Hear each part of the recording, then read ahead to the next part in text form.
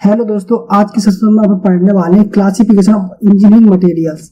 अब engineering materials इस किस टॉपिक में आएगा और किस चैप्टर में आने वाला है, कौन से सब्जेक्ट में आने वाला है, इसमें पता होना चाहिए। अपन बेसिक कंप्यूटर साइंस के स्टूडेंट हैं या आईटी के स्टूडेंट हैं, देन ये सब्जेक्ट तुम्हारे में फर्स्ट सेमेस्टर में या फर्स्ट सेकंड सेमेस्टर में तुम्हारे में आ रहा होगा।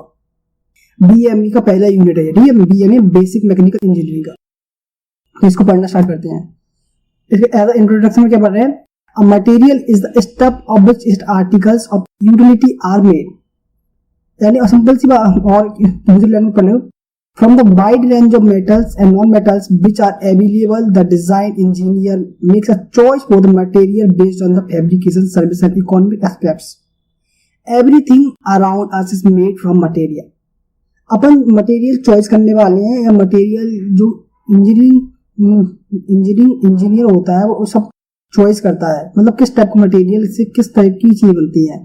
हर चीज जो तुम्हारे आसपास है, तुम्हारे पास में है, तुम्हारे हाथ में जो फोन है, तुम कंप्यूटर में स्क्रीन में तुम देख रहे हो, वह सब एक मटेरियल से बना हुआ है। यहाँ तक कि जिस धरती में तुम खड़े हो या जिस मकान में तुम बैठे हो वो भी एक इंजीनियर का बनाया हुआ चीज है।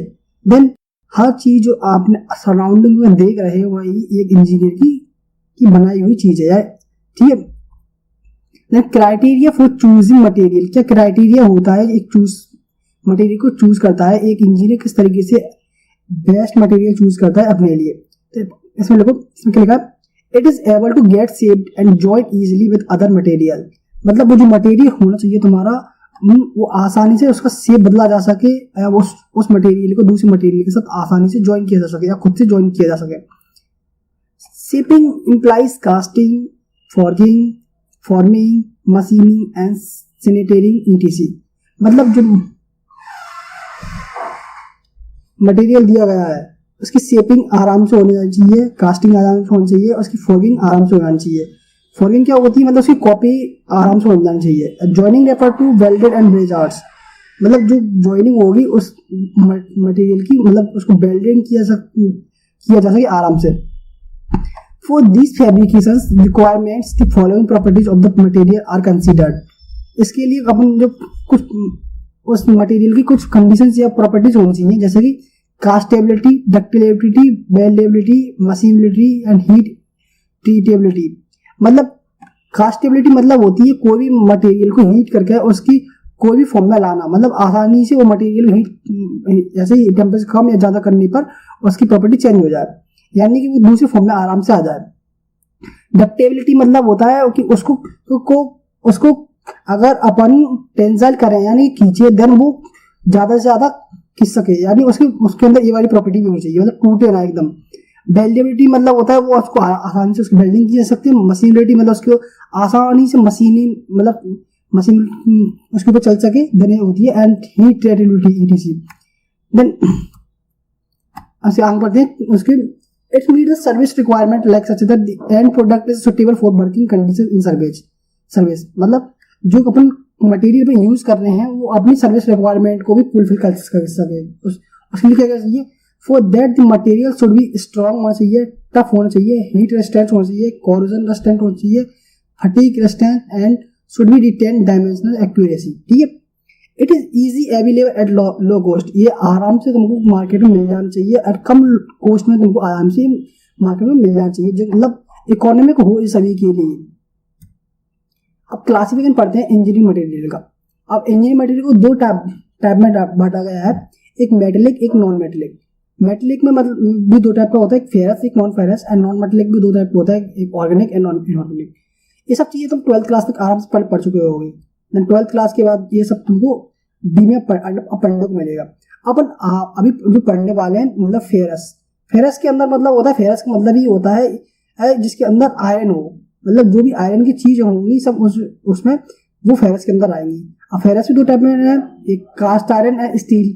कास्ट आयरन मतलब जिसमें आयरन का ज्यादा से ज्यादा क्वांटिटी होगी एंड थोड़ा बहुत क्वांटिटी होगी अपनी कार्बन की। एंड स्टील के अंदर मतलब एक अलॉय होता है जिसमें एक से दो से ज्यादा मटेरियल से मिलकर बना होता है। अब नॉन फेरस मटेरियल ऐसा होता नहीं है कि ओनली अपन जो मटेरियल यूज करते हैं ओनली और फेरस होते हैं। ऐसे जो बहुत सारे मटेरियल हैं जिनका अपन यूज करते हैं डेली लाइफ में, जैसे aluminium, copper, lead, magnesium, nickel, tin, zinc. इन सब का भी वाइडली यूज होता है अपने डे टू डे लाइफ में, जैसे कि एल्यूमिनियम, कॉपर, इन सब के अपन तुमने एल्यूमिनियम और कॉपर के तार भी देखे होंगे जो अपन डेली लाइफ में यूज कर रहे हैं। अब बात करते हैं नॉन मेटेलिक। नॉन मेटेलिक में भी अपने दो टाइप है, एक ऑर्गेनिक है, एक इनऑर्गेनिक है। ऑर्गेनिक में क्या है, ऑर्गेनिक में आपने आ रहे हैं plastic, rubber, leather, paper, would, petroleum products. मतलब ऑर्गेनिक में plastic, rubber, leather, paper, would, petroleum products, ये सब प्रोडक्ट्स जो ऑर्गेनिक मटेरियल है, ये सब अपन को नेचुरली मिलते हैं या नेचुरली इसको बनाते हैं, ठीक है।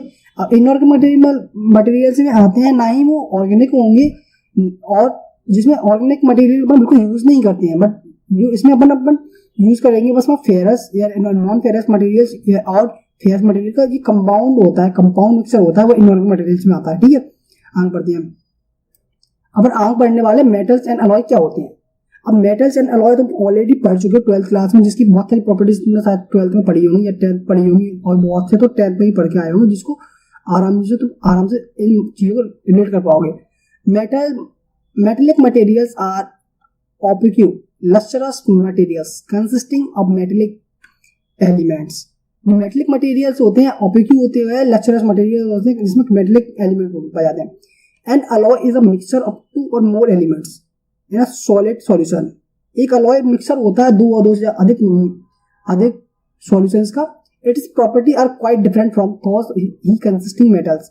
उसकी प्रॉपर्टी बहुत ज्यादा डिफरेंट होती है जो खुद की प्रॉपर्टी से मिलकर जब एक नया सब्सटेंस बनता है।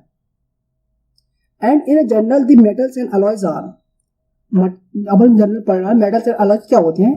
अब crystalline structure, lustrous appearance and high density होती है। क्रिस्टलाइन स्ट्रक्चर होता है उनका, लस्ट्रस अपीयरेंस दिखते हैं, मतलब लस्ट्रस मतलब थोड़ा लकीली होते हैं, एंड हाईली डेंसिटी होती है, डेंसिटी तो हाई होती है। ये हीट एंड इलेक्ट्रिसिटी के लिए गुड कंडक्टर होते हैं, मतलब इनके थ्रू हीट प्रोड्यूस की जा सकती है, इलेक्ट्रिसिटी इनके थ्रू पास की जा सकती है।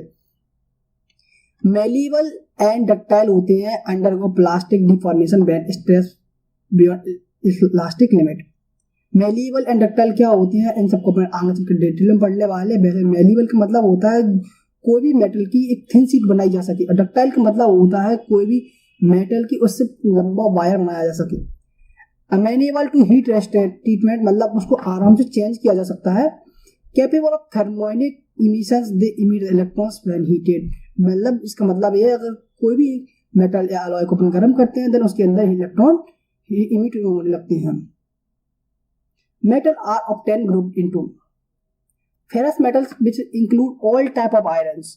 जो फेरस मेटल्स होते हैं जिसमें सभी टाइप के आयरन्स इंक्लूड कर रहे हैं, like cast iron, wrought iron and steel iron. Wrought iron वो आयरन होते हैं जो कि प्योरेस्ट फॉर्म ऑफ आयरन होते हैं। कास्ट आयरन मतलब उसमें कुछ इम्प्योरिटीज कार्बन की भी मिली होंगी, ठीक है। देयर अलॉयज, जो अलॉयज है like spring steel, silicon steel, high speed steel, इन सबको अपन आगे की वीडियो में बहुत डिटेल में पढ़ने वाले हैं। Non ferrous metals which are not derived from the iron included aluminum, copper, zinc, brass, etc. और नॉन फेरस मेटल्स मतलब जिनके अंदर बिल्कुल ही लोहा नहीं पाया जाता, ठीक है। Because of their strength, toughness, wear resistance, endurance, dimensional stability, metals are alloys are the most commonly used material of the manufacture, ठीक है। इनकी strength, toughness, wear resistance, endurance and dimensional stability के कारण इनको मोस्ट कॉमनली मटेरियल जो manufacture किए जाते हैं इनके थ्रू चीजें बनाई जाती हैं। And common applications areas of metals, जो ऐसी एप्लीकेशंस या ऐसी जगह है जिनके थ्रू मेटल के थ्रू बनाई जाती हैं। ट्रांसपोर्टेशन में सबसे ज्यादा वाइडली यूज किया जाता है अपना मेटल्स एंड अलॉयज का।